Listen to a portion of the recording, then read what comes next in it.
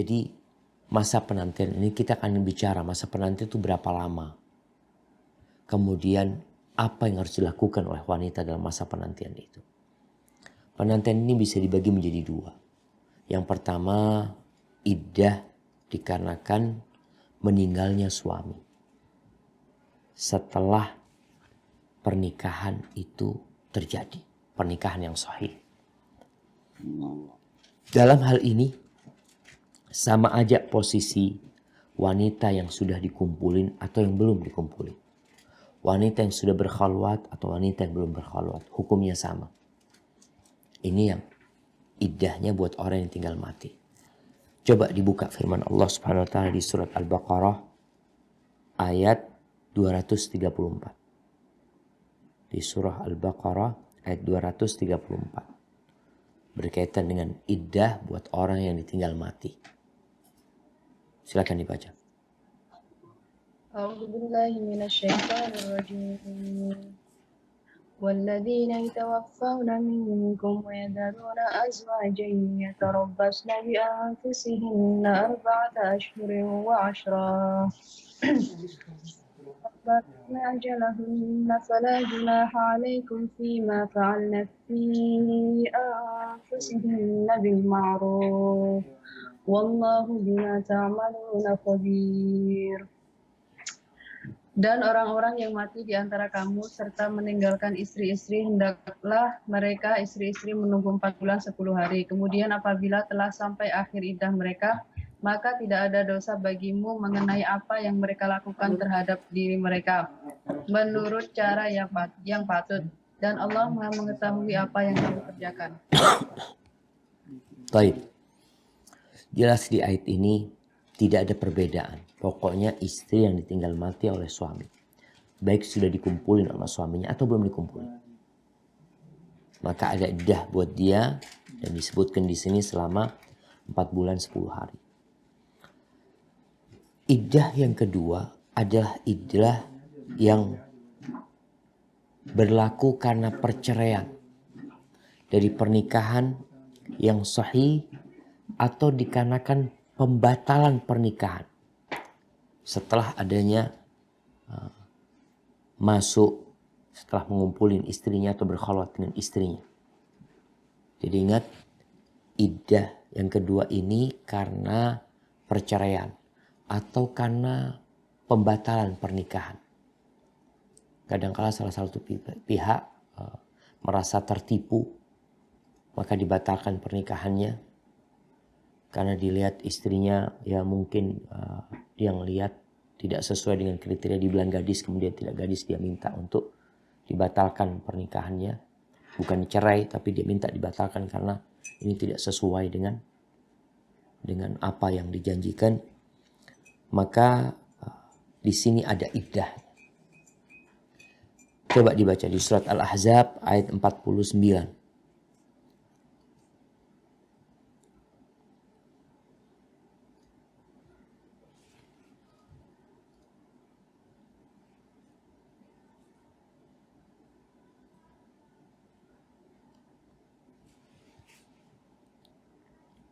Surah Al-Ahzab ayat 49. Ayat surat berapa? Ayat 49.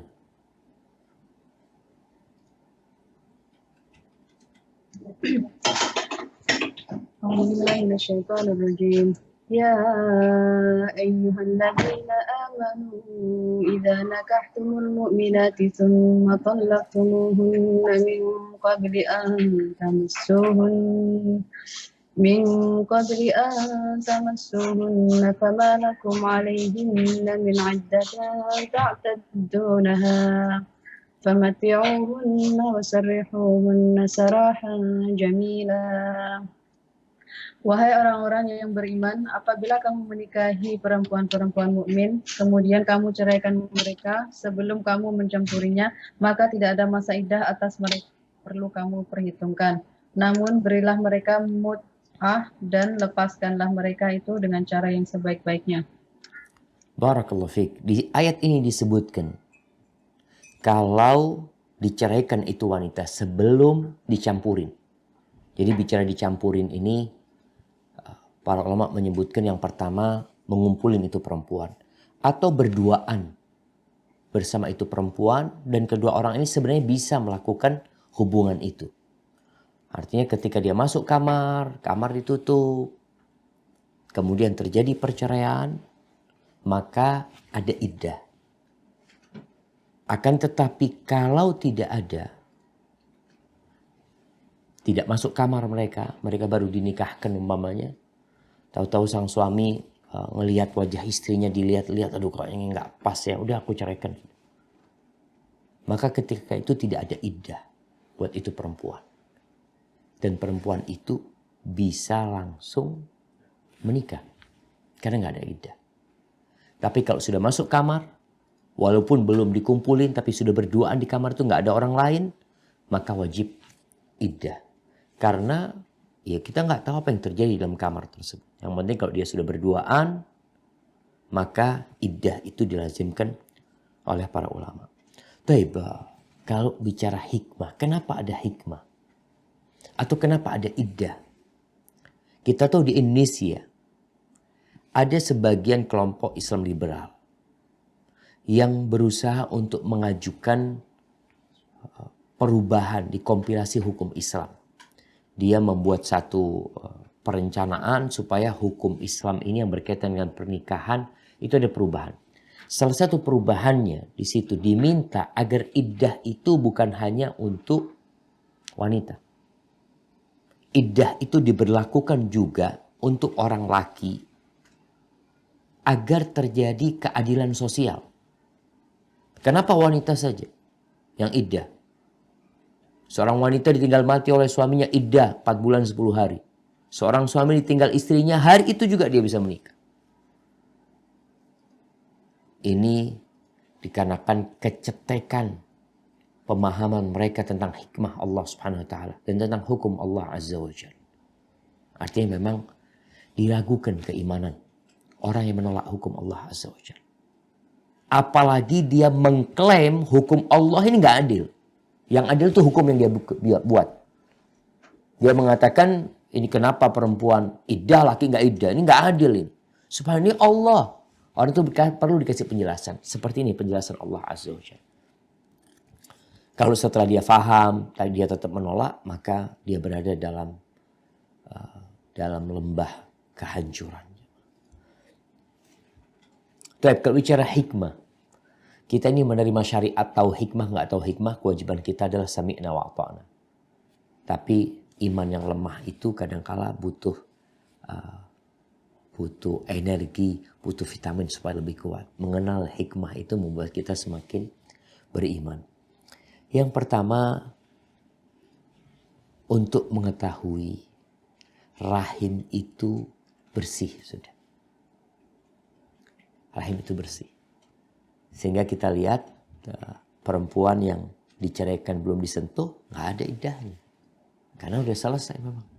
Rahimnya bersih, dia belum dikumpulin. Tapi kalau sudah terjadi dukhul, sudah masuk di kamar berdua, nggak tahu kita. Maka demi menjaga itu, agar tidak bercampur nasab, maka diwajibkan iddah. Dan kalau bicara iddah, ternyata iddah ini di bangsa Arab itu sudah tahu. Jadi kalau ada wanita diceraikan, itu nggak langsung kawin. Ketika Islam datang, Islam menyempurnakan iddah tersebut. Karena kita tahu bagaimana bangsa Arab menjaga nasab. Bagaimana mereka memelihara nasab-nasab mereka. Sehingga syariat ini sebetulnya sudah diberlakukan. Ketika datang Islam, Islam mengaturnya, menyempurnakannya. Bahaya-bahaya yang berbahaya buat wanita dihilangkan dulu. Cerai itu tanpa perhitungan, bisa 100 kali menceraikan istrinya. Tapi setelah datang Islam, diatur tuh. Menceraikan hanya boleh 3 kali, selesai. At-talaqu marratan, tolak yang boleh rujuk cuma 2. Yang ketiga nggak ada rujuk sudah. Dulu mereka bisa 100 kali, bisa 1000 kali merujuk istrinya. Yang kedua, hikmah dari adanya iddah ini untuk mengingatkan akan keagungan urusan pernikahan ini. Bahwasanya akad nikah itu tidak sama dengan akad-akad yang lainnya. Ada akad murabaha, ada akad jual beli, ada akad mudharabah, ada akad musyarakah, ada banyak akad. Tapi nikah ini adalah akad kehidupan. Di mana kita tahu tidak sah pernikahan itu kecuali dengan adanya wali yang menikahkan. Adanya saksi. Begitu pula ketika terjadi perceraian. Gak otomatis mereka kemudian berpisah. Sebagaimana istri pun tidak bisa memisahkan dirinya dengan keinginan dia sendiri. Sebagaimana orang tua perempuan juga gak bisa mengambil anaknya kembali yang sudah nikahi. Kecuali dengan proses yang harus dia lalui. Gugat nikah, gugat cerai, afwan, khulu. Ini menunjukkan bahwasanya pernikahan adalah akad kehidupan. Sehingga kita perlu mempersiapkan diri untuk pernikahan. Dan ketika terjadi perceraian pun, iddah ini dikasih masa. Untuk apa?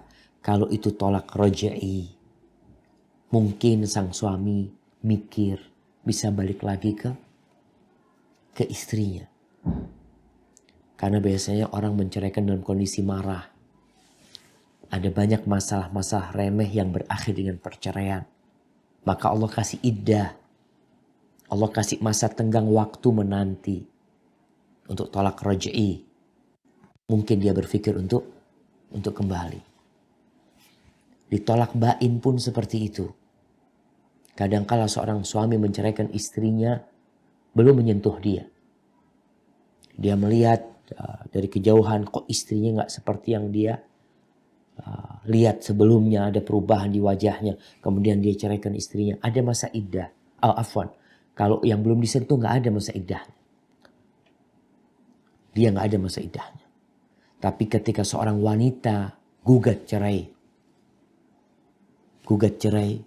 Di situ dia ada masa iddah. Masa iddahnya istibra. Kalau dia sudah gak hamil selesai.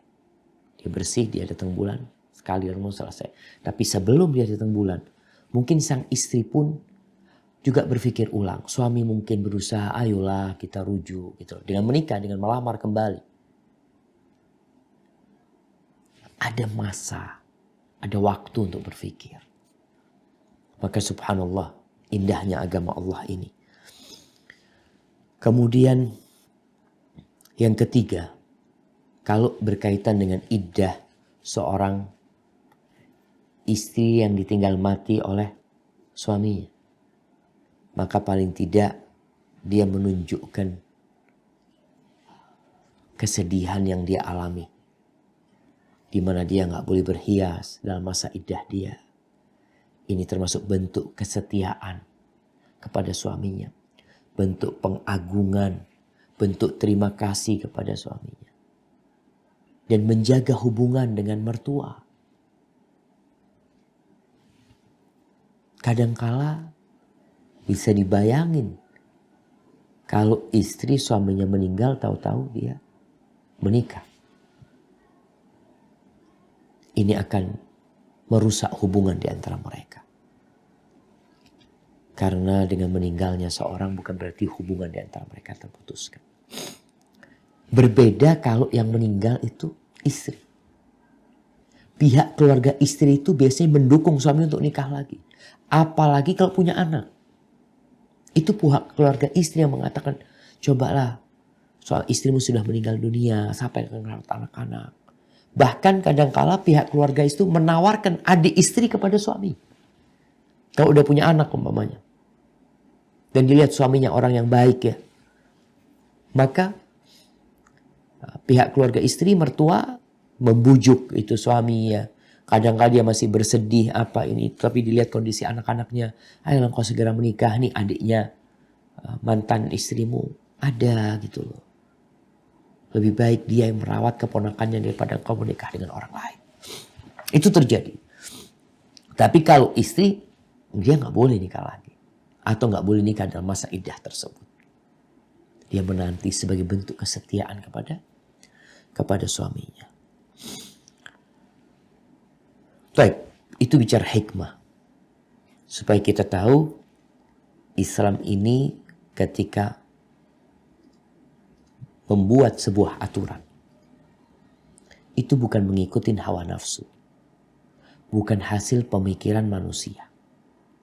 Beda dengan undang-undang yang dibikin yang selalu direvisi.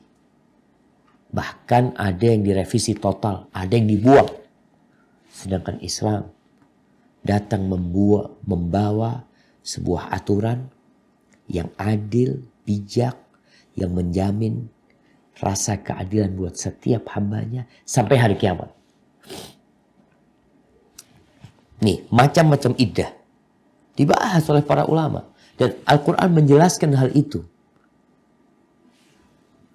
Sehingga seorang yang hendak menikah, hendaklah belajar. Bukan persiapan untuk bercerai, bukan. Tapi menuntut ilmu sejatinya untuk mengangkat derajat seseorang di sisi Allah SWT. Yang kedua, dia tahu hukum-hukum Allah. Karena tadi kita sudah sampaikan, perpisahan itu suatu kepastian. Kalau engkau tidak diceraikan, alhamdulillah, itu yang diharapkan. Tapi pasangan hidupmu akan mati. Kalau tidak, engkau yang akan mati. Ada 3 macam masa penantian iddah ini. Ketika seorang ditinggal oleh suaminya. Yang pertama, iddah dengan masa haid. Yang kedua, iddah dengan hitungan bulan. Yang ketiga, iddah dengan melahirkan. Iddah ini kenapa berbeda-beda? Karena berbeda-beda perpisahannya karena apa? Yang kedua, kondisi seorang yang ditinggal oleh suaminya. Yang pertama, iddah dengan quru. Quru ini memang penafsirannya 2. Haid atau masa suci. Haid atau masa suci. Tapi pendapat yang lebih kuat, yang mungkin ana lebih menguatkannya, yang dimaksud dengan 3 quru masa penantian itu adalah masa haidnya seorang wanita. Dalilnya apa? Yang di surat Al-Baqarah ayat 228. Surat Al-Baqarah ayat 228. Coba dibaca. A'udzubillahi minasyaitonirrajim. Wal mutallaqatu yatarabbasna bi anfusihinna thalathata quru' wa la yahillu lahunna an yaktumna ma khalaqallahu fi arhamihinna in kunna yu'minna billahi wal yawmil akhir wa bu'ulatuhunna ahaqqu bi raddihinna fi dhalika in aradu islaha ولهن مثل الذي عليهن بالمعروف وللرجال عليهن درجة والله عزيز حكيم. Dan para istri yang diceraikan wajib menahan diri mereka menunggu 3 kali quru. Tidak boleh bagi mereka menyembunyikan apa yang diciptakan Allah dalam rahim mereka jika mereka beriman kepada Allah dan hari akhir. Dan para suami mereka lebih berhak kembali kepada mereka dalam masa itu jika mereka menghendaki perbaikan. Dan mereka para perempuan mempunyai hak seimbang dengan kewajibannya menurut cara yang patut. Tetapi para suami mempunyai kelebihan di atas mereka. Allah Maha Perkasa, Maha Bijaksana. Baik. Di sini Allah sebutkan. Allah sendiri yang menetapkan. Wanita-wanita yang diceraikan itu menanti selama menahan diri mereka menunggu selama 3 quru. Dalam masa quru ini, dalam masa iddah ini, suami itu punya hak merujuk istrinya tanpa keridhaan istri. Dan wanita juga nggak boleh menyimpankan apa yang di perut dia. Kadang-kadang dia hamil, tapi dia tidak menceritakan karena dia nggak ingin balik sama suaminya. Dia bilang aku udah 3 kali datang bulan. Udah selesai keluar masa. Padahal dia hamil. Maka hati-hati wanita yang seperti ini. Jadi para suami itu lebih berhak merujuk istrinya dalam masa iddah tolak roj'i, walaupun istrinya nggak mau, walaupun mertuanya nggak mau. Kenapa? Karena dengan sang suami mengatakan aku sudah merujukmu, istri nggak mau, keluarga nggak mau, sudah rujuk, selesai. Ini dalam masa iddah roj'i. Salah satu quru. Ingat, quru ini bisa berarti haid, bisa berarti masa suci. Pendapat yang lebih kuat adalah yang dimaksud haid. 3 kali datang bulan. Jadi 3 kali datang bulan, selesai dia. Ini buat yang datang bulan. Para ulama berbincang. Gimana kalau dia 2 kali datang bulan, kemudian nggak datang bulan lagi? Jamaah. Perempuan datang bulan 2 kali, kemudian dia nggak datang bulan lagi. Nggak datang bulan, kalau karena hamil selesai. Dia berarti nunggu. Kalau nggak datang bulannya dikarenakan dia masuk menopause, apa yang harus dia lakukan? Jamaah.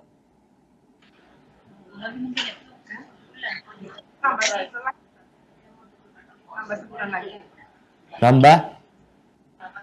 Untuk menggenapkan itu. Nambah 1 bulan? Tidak. Nambah 3 bulan. Karena berpindah dari masa yang awalnya haid, kemudian nggak haid, berarti dia pakai yang bulan yang bentar lagi kita akan bahas selama 3 bulan. Ini kalau dia tahu-tahu putus haidnya. Sebagaimana yang awalnya datang bulan, kemudian dia berhenti datang bulan karena hamil, dia ikut iddah kehamilan sampai lahir. Ingat, salah satu quru yang lebih kuat adalah pendapatnya yang mengatakan itu haid. Kita tahu wanita itu disunnahkan kalau mau menceraikan dalam kondisi hamil atau dalam kondisi dia suci belum dikumpulin. Sehingga langsung masuk iddahnya. Datang bulan pertama, datang bulan kedua, datang bulan ketiga. Datang bulan ketiga bersih, dia sudah selesai masa iddahnya. Baik. Yang model kedua, iddah dengan bulan. Artinya iddah dengan bulan itu, dia menanti selama 3 bulan. Ini khusus buat wanita-wanita yang tidak datang bulan. Tidak datang bulan itu karena menopause, atau tidak datang bulan karena kecil. Masih kecil dia. Masih belum datang bulan memang. Coba dibuka firman Allah di surat At-Talaq ayat 4.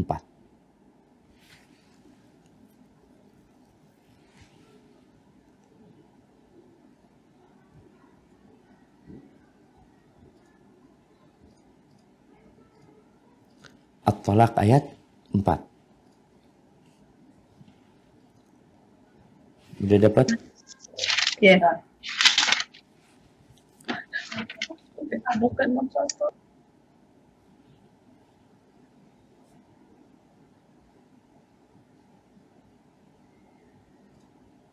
At-Talaq ayat surat berapa ya, Ustaz?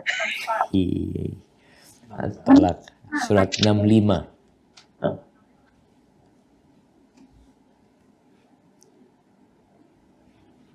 Nah, ini surat At-Talaq nggak pernah dibaca sama ibu-ibu. Juz 29 ya? 28. Juz 28. Wallahi ya'isna minal mahidi min nisaikum in irtabtum fa'iddatuhunna thalathata ashhur. Fa'iddatuhunna thalathatu ashhur. Wallahi lam yahidna فعدتهن 3 أشهر واللائي لم يحض وأولاة الأحمال أجلهن أن يضعن حملهن ومن يتق الله يجعل له من أمره يسرا. Perempuan-perempuan yang tidak haid lagi, menopause, menopause. Di antara istri-istrimu jika kamu ragu-ragu tentang masa iddahnya, maka iddahnya adalah 3 bulan. Dan begitu pula perempuan-perempuan yang tidak haid. Sedangkan perempuan-perempuan yang hamil, waktu iddah mereka itu sampai mereka melahirkan dan melahirkan kandungannya. Dan barang siapa bertakwa kepada Allah, niscaya dia menjadikan kemudahan baginya dalam urusannya. Barakallahu fiik. Kita lihat ini yang pakai bulan, hitungannya 3 bulan buat wanita yang sudah menopause atau yang memang belum haid. Itu 3 bulan. Ini untuk yang diceraikan. Bagaimana kalau setelah, kadang-kala perempuan sudah nunggu 2 bulan, tahu-tahu dia datang bulan. Karena dia baligh ketika itu. Maka dilengkapkan 3 kali masa haid. Itu pendapat para ulama. Sebagaimana kebalikannya tadi. Kalau dia datang bulan, kemudian dia berhenti haidnya, maka dia melengkapkannya dengan 3 bulan. Jadi 3 bulan sebagai pengganti quru. Model kedua untuk yang pakai bulan ini adalah yang ditinggal mati.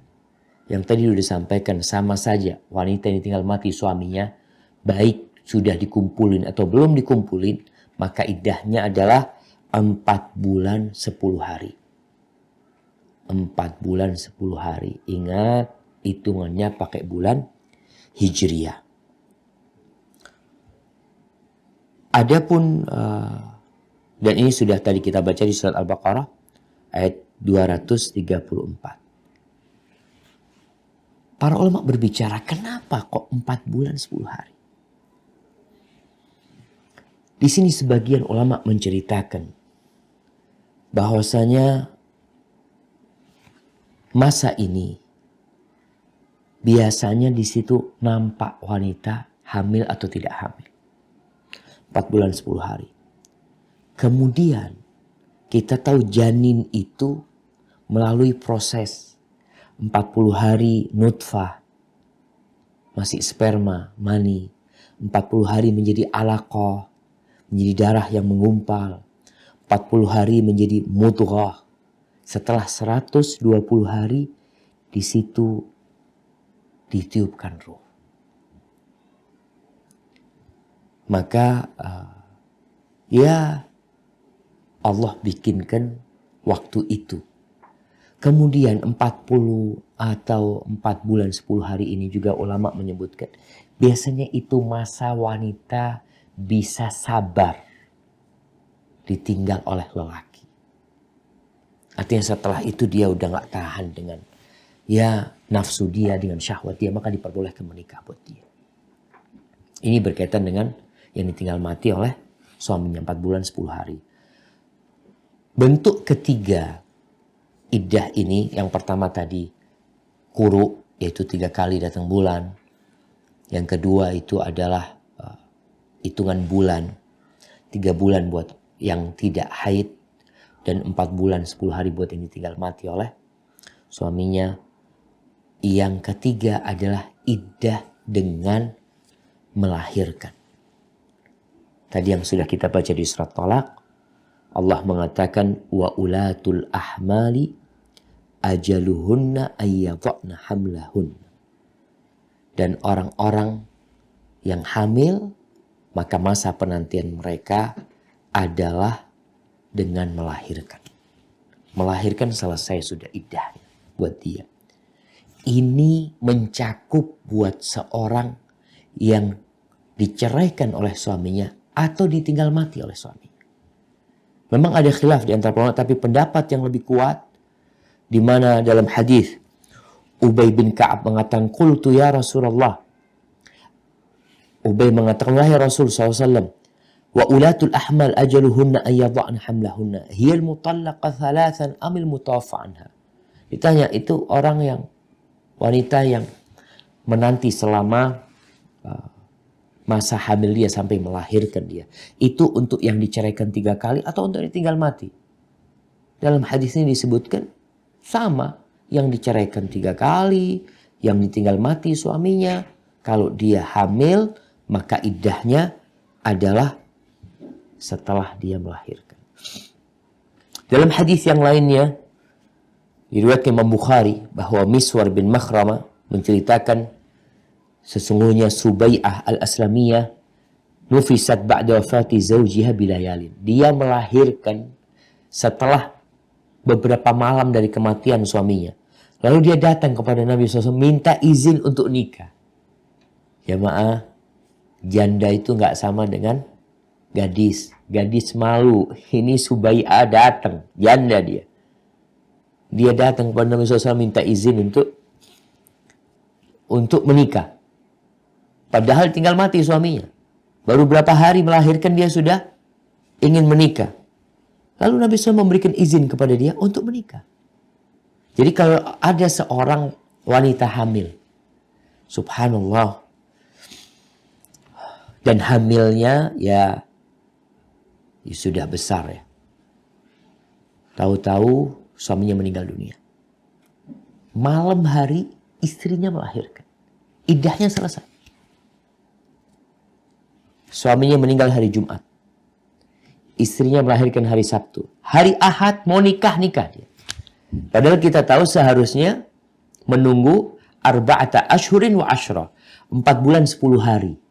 Tapi untuk yang hamil itu Allah mengatakan wa ulatul ahmali ajaluhun ayyadhna hamlahun.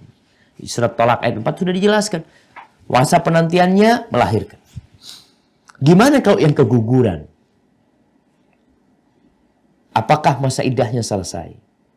Para ulama menyebutkan kalau dia itu menggugurkan anak yang sudah berupa manusia, maka selesai masa iddah. Janinnya itu sudah berubah manusia. Bukan darah. Jadi sudah ada wujudnya sebagai manusia. Sudah ada matanya, ada tangannya, semuanya lengkap. Maka ketika itu masa iddahnya selesai. Tapi kalau cuma darah ya, kadang-kala darah merengkal ya, maka dia iddahnya iddah haid nantinya. Bukan iddah dari melahirkan. Kemudian ada pembahasan para ulama tentang perpindahan dari satu iddah ke iddah yang lainnya. Seperti yang tadi kita singgung, bahwasanya wanita yang haid tahu-tahu menopause, dia berhenti haidnya, maka tatkala itu dia memulai dari awal masa iddah orang yang berhenti haidnya. Padahal dia sudah 2 bulan nunggu haid. Haid yang ketiga nggak datang-datang. Ya udah berarti 3 bulan setelah itu. Sebaliknya seorang gadis, seorang anak kecil yang diceraikan oleh suaminya dalam kondisi dia belum datang bulan, kemudian dia itu datang bulan setelah nunggu 2 bulan, maka iddahnya iddah datang bulan. Jamaah rahimakumullah, kapan bermula iddah dan kapan berakhir iddah itu? Bermula iddah itu ketika bermula perceraian. Ini perlu dibahas. Ya jelas loh Ustaz. Iddah dimulai ketika diceraikan sama suaminya. Karena ada istri yang nggak tahu sudah diceraikan oleh suaminya. Suaminya itu sudah menceraikan istrinya di depan temannya. Hanya saja istrinya nggak tahu.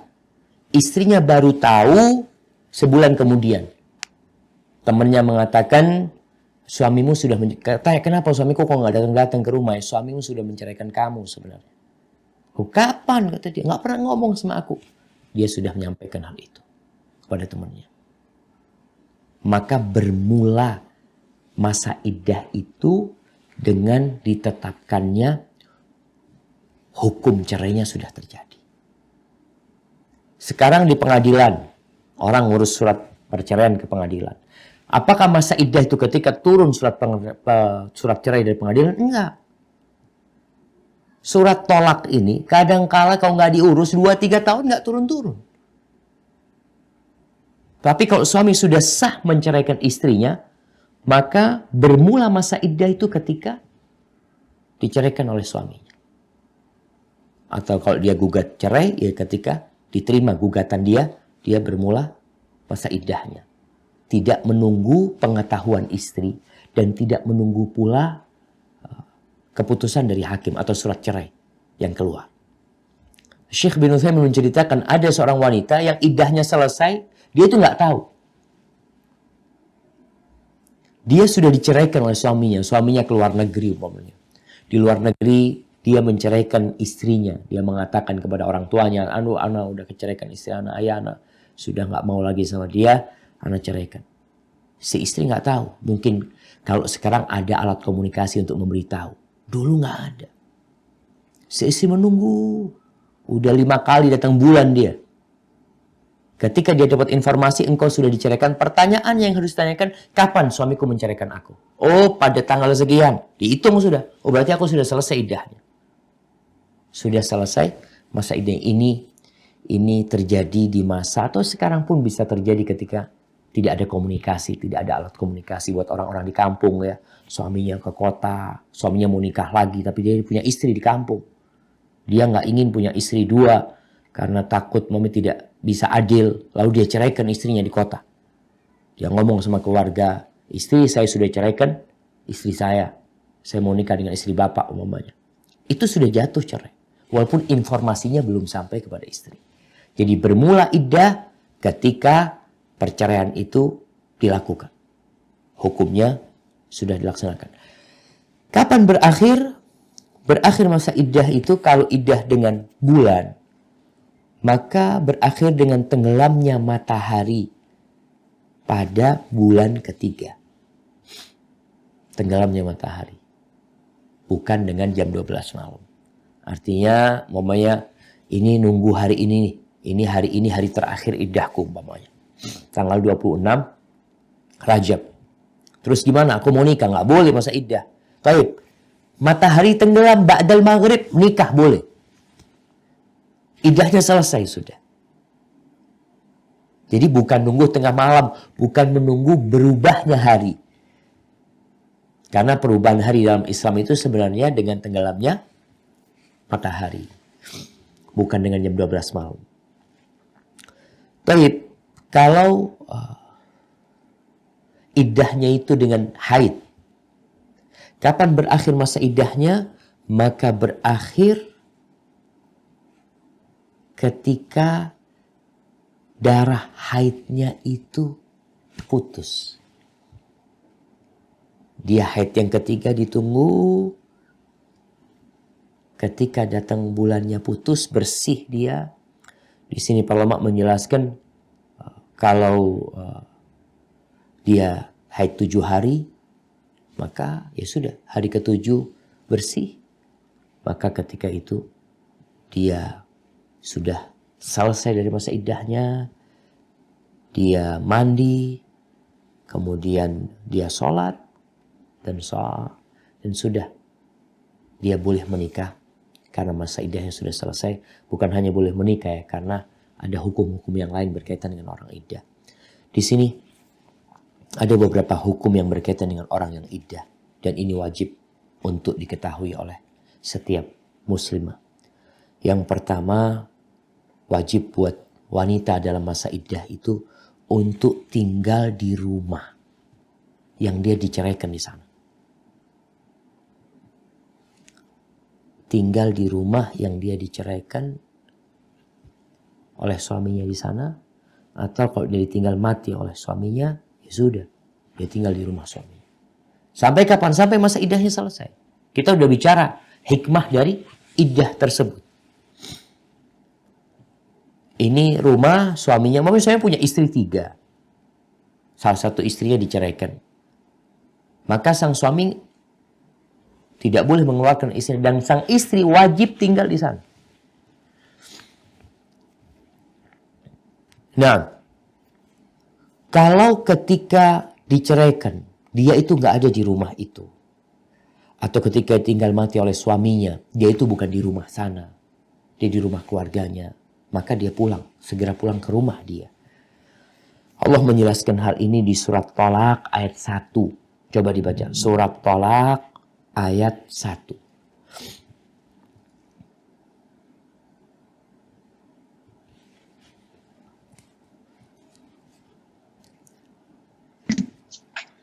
أعوذ بالله من الشيطان الرجيم بسم الله الرحمن الرحيم يا أيها النبي إذا طلقتم النساء فطلقوهن لعدتهن وأحصوا فطل فط فطلقوهن لعدتهن وأحصوا العدة واتقوا الله ربكم لا تخرجوهن من بيوتهن ولا يخرجن إلا أن يأتين بفاحشة مبينة وتلك حدود الله ومن يتعد حدود الله فقد ظلم نفسه لا تدري لعل الله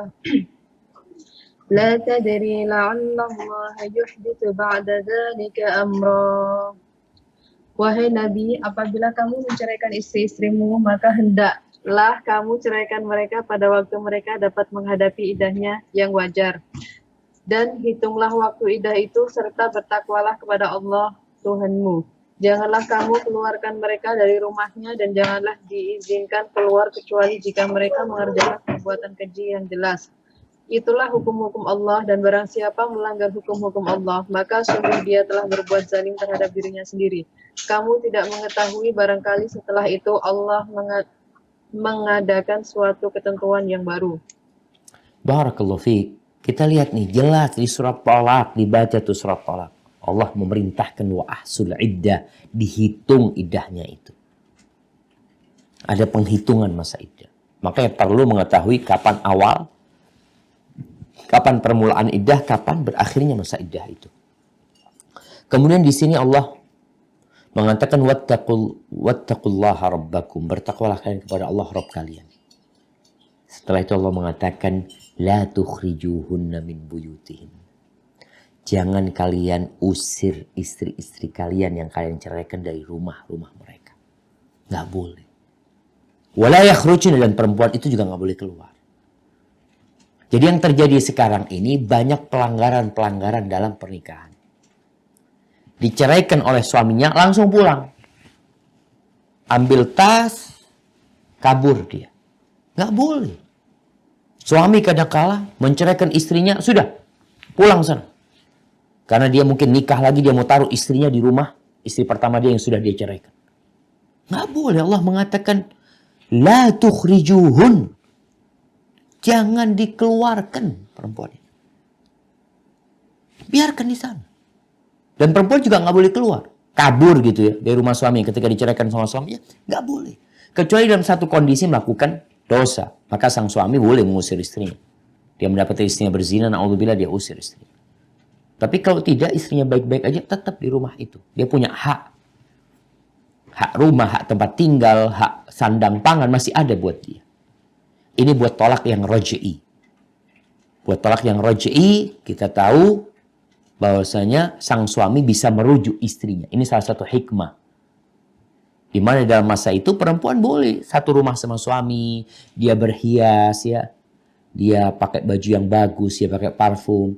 Karena dia masih posisinya di iddah yang boleh rujuk. Dia godain suaminya, dia minta maaf sama suaminya. Mungkin suaminya berubah pikiran kemudian merujuknya. Jadi rujuk itu bisa dengan lisan, bisa dengan menghubungi istri dengan niat merujuknya. Itu boleh. Kalau tolak bain, tolak yang nggak bisa rujuk kecuali dengan nikah baru. Kalau tolak yang ketiga kita tahu, ini tolak yang nggak bisa rujuk kecuali istri menikah lagi dengan lelaki lain. Tapi kalau tolak bain yang dimana sang suami masih bisa menikahi istrinya lagi tapi dengan pernikahan baru, maka ketika itu mereka sudah bukan suami istri. Dalam rumah tetap kalau di rumah itu ada banyak kamar, sang istri boleh tinggal di sana kalau suaminya baik. Tapi kalau suaminya orang yang jahat, maka dia keluar dari rumah itu nggak apa-apa. Ini berkaitan dengan tinggal di rumah itu. Jadi boleh tinggal satu rumah sama suami. Untuk tolak raj'i dia boleh berhias. Tapi untuk tolak bain enggak.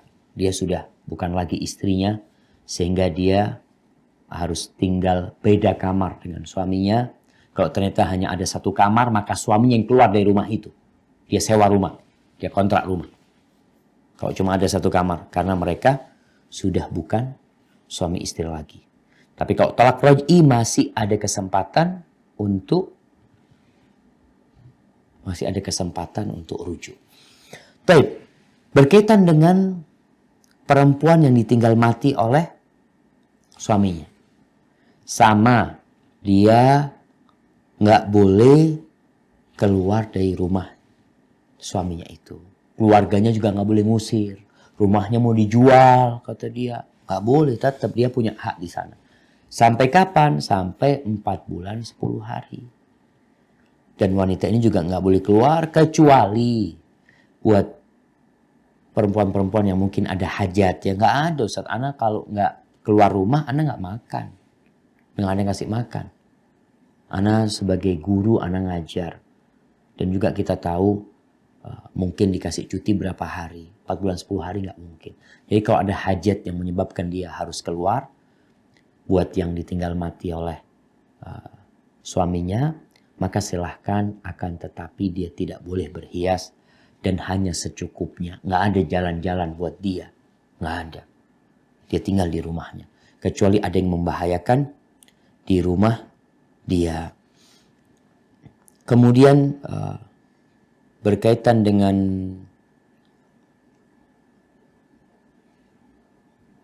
tadi ada satu masalah buat perempuan yang ditinggal mati oleh suaminya. Dia punya kewajiban ihdad tadi.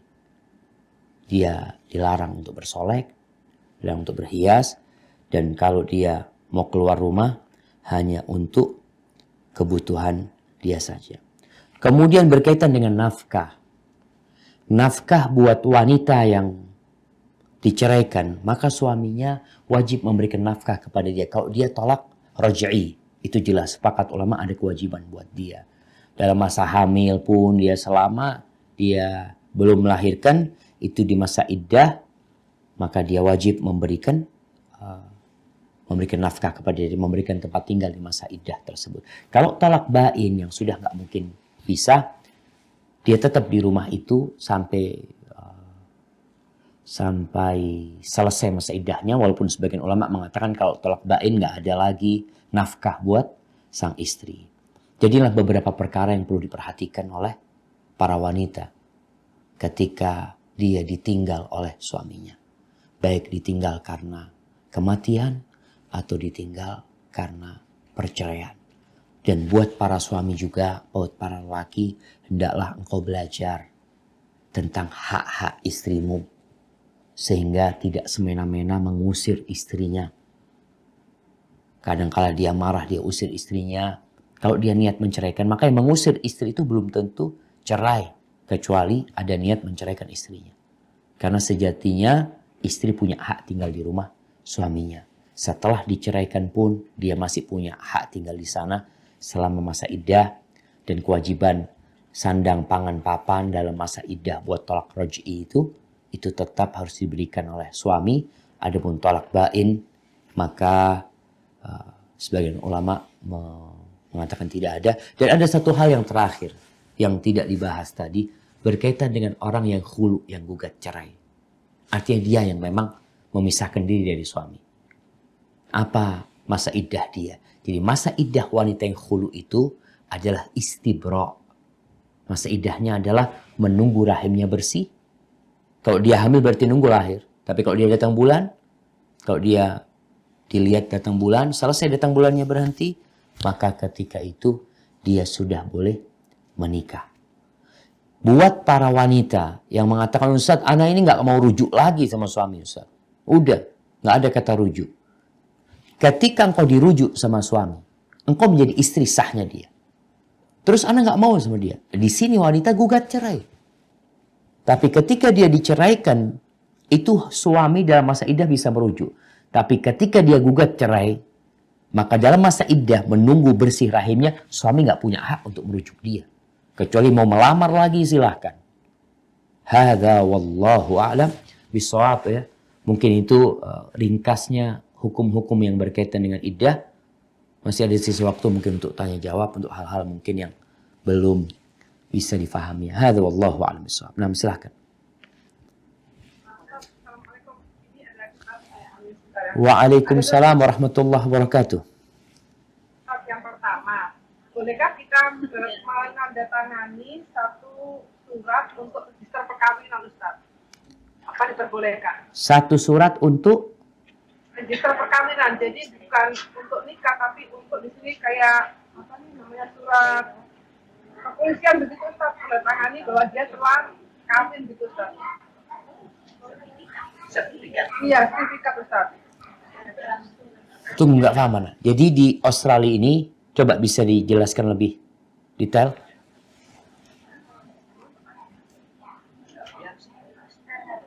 Apa Ustaz, ada yang boleh saya tanyakan? Seperti catatan sipil, Ustaz.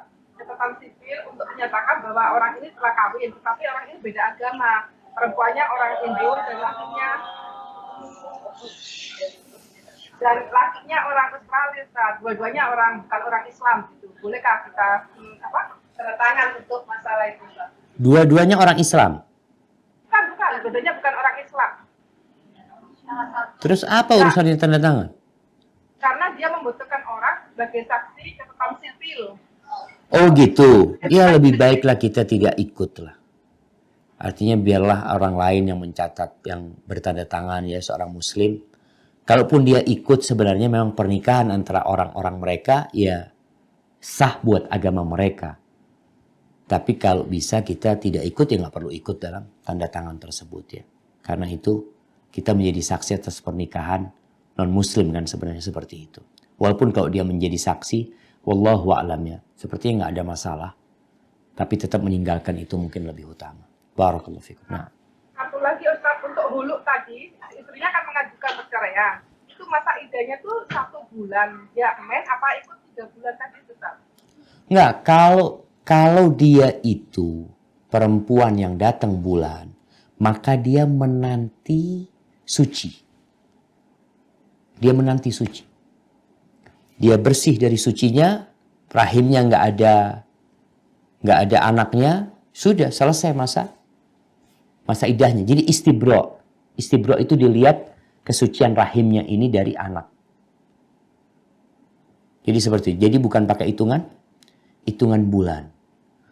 Terus bagaimana dengan wanita yang memang nggak datang bulan gitu loh? Ya udah ketika dipastikan dia itu memang sudah tidak ada hamil, mau dengan 3 bulan atau memang dengan sebulan pun pokoknya nah. Oke, Ustadz Barakallahu Fiq, pertanyaan dari Brisbane. Ayah saya meninggal setahun yang lalu. Setelah dikuburkan, ibu saya bertanya kepada para keluarga apakah ayah saya ada hutang atau tidak. Alhamdulillah keluarga sudah mengikhlaskan kalaupun ada hutang. Beberapa hari yang lalu, salah satu adik ayah datang dan bilang kalau ayah saya ada hutang sekian. Padahal dulu ditanya kalau ayah saya tidak ada hutang. Jadi yang ditanyakan bagaimana hukumnya Ustadz? Jazakumullahu khairan. Baik, berkaitan dengan orang yang merujuk dari hibahnya. Artinya kan dulu ditanya punya utang nggak ada. Artinya sudah diikhlaskan. Sekarang dia mau ambil lagi. Mungkin dalam kondisi dia susah sekarang dia berpikir, oh dulu punya utang dia mau ambil lagi. Ini perbuatan haram. Dan Rasul SAW mengatakan, al-a'id fi hibatihi kalbi ya'udu fi qay'ihi. Orang yang menarik kembali hibah dia itu seperti anjing yang menelan kembali muntah dia. Jadi kalau dulu dia itu sudah mengikhlaskan, lalu sekarang mau menagih kembali, maka sudah nggak punya hak sebenarnya dia. Itu sudah selesai, sudah urusannya. Allah sudah memaafkan karena memang dengan keikhlasan dia, dulu dia memaafkan. Maka nggak punya hak sebenarnya dia meminta kembali. Jadi kalau pihak keluarga nggak mau ngasih nggak apa-apa. Karena sudah selesai urusannya. Apalagi kalau mereka nggak punya bukti. Tapi kalau sekarang mereka punya bukti, mereka menuntut ya, sehingga akan terjadi persidangan. Dan mungkin kita juga tidak bisa menangkan diri kita karena memang buktinya itu utang. Nggak ada bukti dia sudah mengikhlaskan. Kecuali lisan umpamanya. Ketika itu dibayar. Dan itu akan jadi dia telah makan kebatilan dan makan api sebenarnya. Seperti anjing yang makan kembali muntah dia. Hadza wallahu a'lam bissawab. Nah.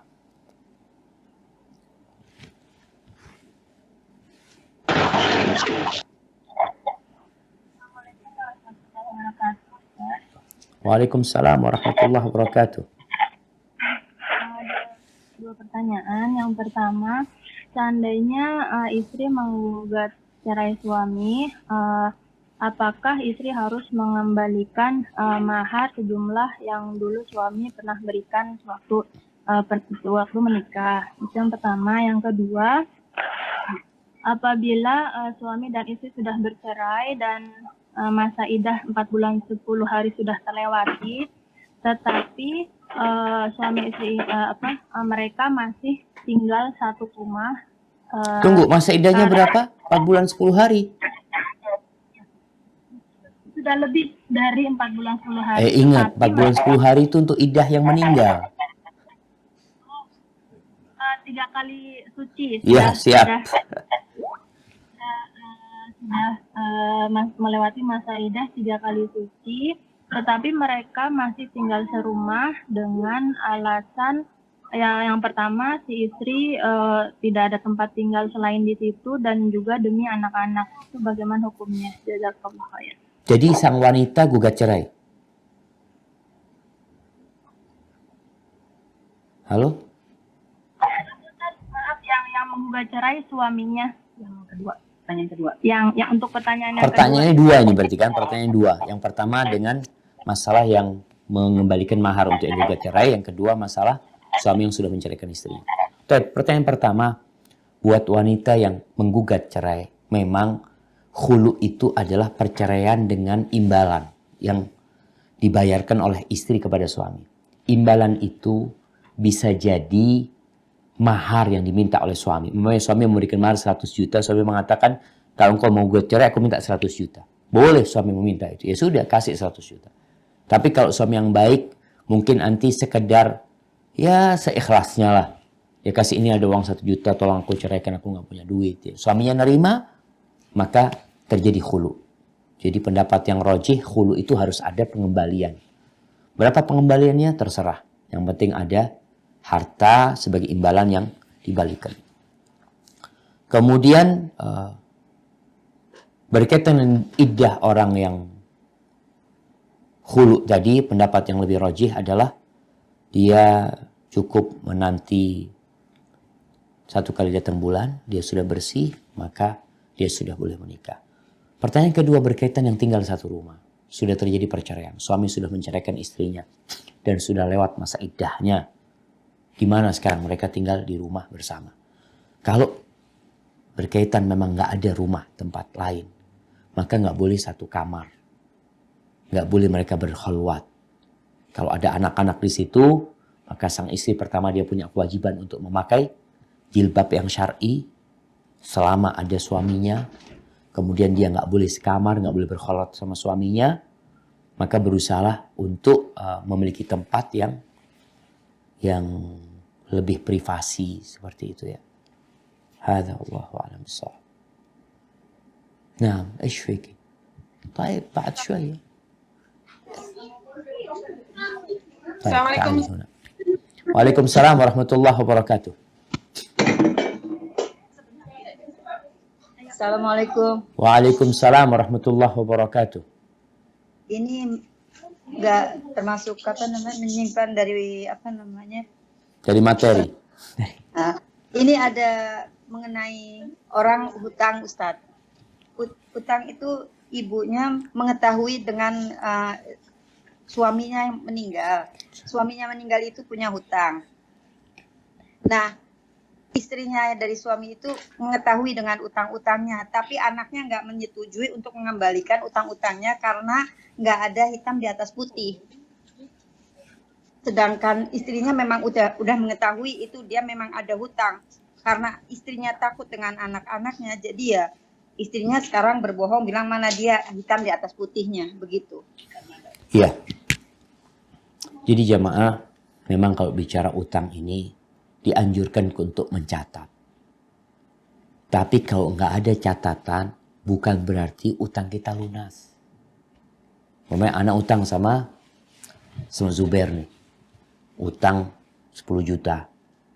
Akhirnya bulan depan Zubair datang. Mana Ustaz? 10 juta Ustaz. Anak tanya, mana hitam di atas putih? Kita akan berdosa. Kita akan termasuk pencuri. Ketika kita tahu itu benar hutang. Jadi kalau istri tahu, harus jelaskan istri. Ini urusannya dia makan uangnya orang. Makanya dikatakan, man akhadha amwalan nas, siapa yang ngambil harta manusia dengan niat tidak mau mengembalikan, laki Allah yaumal qiyamah sariqan, dia akan berjumpa dengan Allah sebagai seorang pencuri. Jadi kalau sang istri tahu, nggak boleh anti diam. Anti tinggal jelasin. Perkara anak-anaknya nggak mau bayar, urusan mereka. Tapi anti sebagai orang yang tahu bahwa saya memang telah terjadi utang piutang dan anti ada di sana jadi saksi, maka anti bersaksi. Walaupun urusannya, maka bicara keadilan ini Allah mengatakan walau ala anfusikum. Walaupun ketika engkau bersaksi nanti akan membahayakan dirimu, engkau tetap bersaksi untuk menegakkan keadilan. Maka tugas seorang ibu menjelaskan kepada anak-anaknya, bapakmu punya utang, ibu tahu. Kalau kalian nggak percaya, ya itu urusan kalian. Tapi ibu tahu dia punya utang. Kesian, dan jelaskan kepada anak-anak, kesian ayahmu. Uang ini juga uangnya ayah. Bagi uang warisan. Kesian ayahmu di sana. Dia terhitung nggak bayar hutangnya. Dan kita tahu jiwa seorang mukmin itu, jiwa seorang yang berhutang itu akan tertahan dan bisa masuk surga dia. Sampai utangnya dilunasi. Hadza wallahu a'lam bissawab. Nah. Assalamualaikum warahmatullahi wabarakatuh. Waalaikumsalam warahmatullahi wabarakatuh. Dari Melbourne mau tanya ya. Ada 3 pertanyaan. Yang pertama, kalau di Melbourne itu kan kalau ada yang meninggal nggak langsung dikuburin besoknya Ustadz ya. Jadi ada prosedur dari rumah sakit, dari tempat kuburannya segala macam. Misalkan meninggalnya hari Sabtu, and then dikuburinnya hari Senin. Itu dimulai hitung masa idahnya dari hari Sabtu dari jenazah yang meninggal atau dari hari Senin pas nguburin. Karena kalau misalkan kan ini sholat jenazahnya kan di masjid karena jenazahnya nggak boleh dibawa pulang. Jadi untuk istrinya kan harus ikut ke masjid dan ketemu sama laki-laki itu nggak apa-apa Ustadz. Karena udah masuk masa idah atau belum. Yang kedua pertanyaannya, ini ada orang yang punya hutang tapi nggak ketemu sama sekali sama orangnya dan keluarganya, udah dicari nggak ketemu, terus kita harus apa hutangnya dibayar ke masjid atau sedekah kemana, atau kita tetap cari keluarga atau orang tersebut yang kita hutangi Ustadz. Yang ketiga Ustadz, pertanyaannya, ini ada seorang ibu yang sudah selesai masa idahnya sudah lama, sudah 2 tahun lebih. Tapi kalau berpergian itu apa tetap harus bersama mahramnya Ustadz? Ini ada 3 pertanyaan ini. 3 Ustadz, udah. Insya Allah 3, alhamdulillah. Tiap. Jazakallah khair. Pertanyaan pertama berkaitan dengan masa iddah untuk seorang suami yang meninggal dunia atau untuk seorang istri ketika suaminya meninggal dunia. Terhitung mulai kapan? Mulai suaminya meninggal dunia. Bukan mulai suaminya dikuburkan. Sejak suaminya dikuburkan. Tidak. Jadi iddahnya itu bermula ketika suaminya meninggal dunia. Kemudian buat perempuan, kalau jenazah suaminya itu umpamanya di luar rumah, di masjid umpamanya. Kalau memang dia perlu untuk keluar masjid umpamanya, maka dia keluarkan. Tapi kalau tidak perlu, nggak perlu dia ke masjid. Apalagi kumpul sama laki-laki di sana. Apa yang dia perlukan? Dia perlukan mendoakan suaminya. Artinya suaminya sudah meninggal dunia, dikuburkan. Kan sebagian orang mengatakan ini penghormatan terakhir ini itu. Kau harus kumpul sama laki-laki, nggak usah. Engkau cukup di rumahmu, doakan suamimu sebagai bentuk kesetiaanmu kepada suami. Engkau tidak berkumpul sama laki-laki yang ada di sana. Itu sebagai bentuk kesetiaan seorang istri. Karena di antara makna iddah adalah menampakkan kesetiaan seorang istri dalam menghargai dan menghormati suaminya yang sudah meninggal dunia.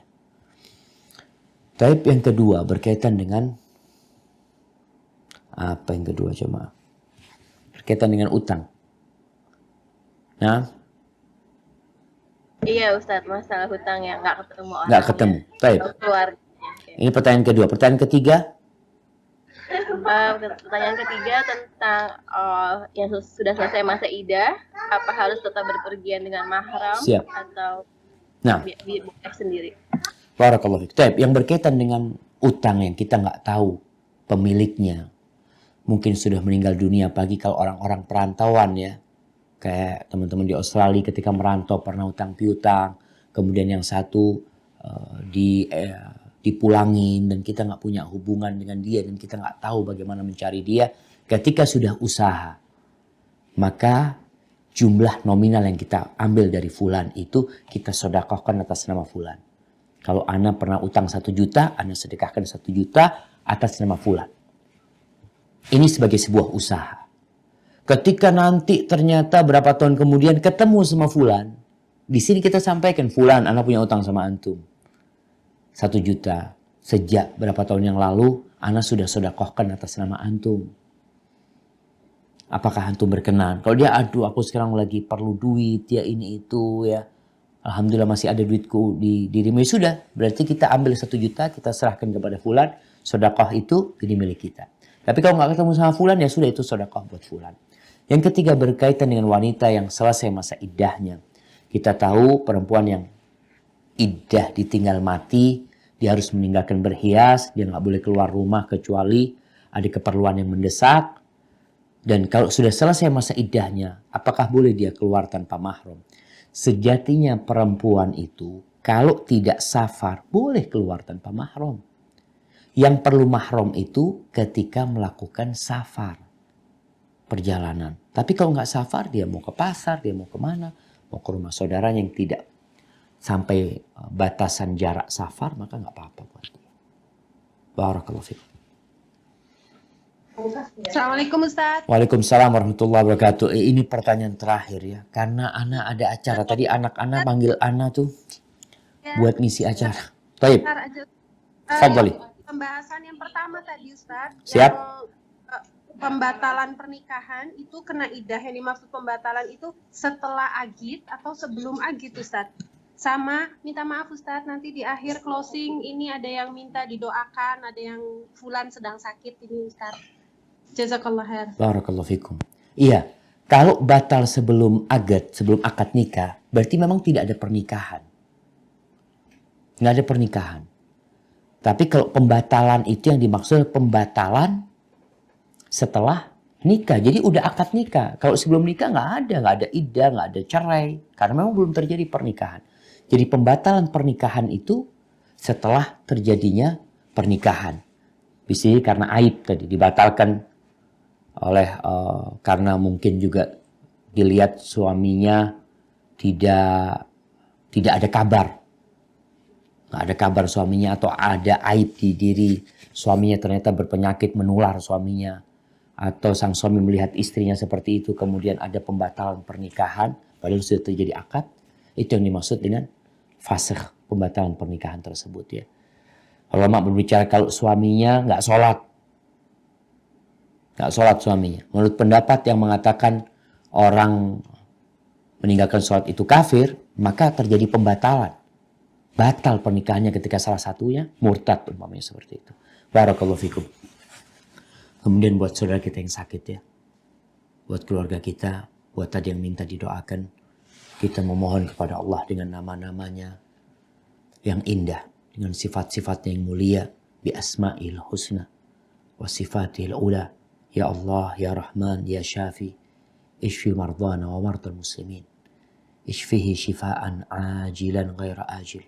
Shifaan la yughadiru saqaman. Wa sallallahu ala nabiyyina Muhammadin. Wa ala alihi wa sahbihi wa sallam.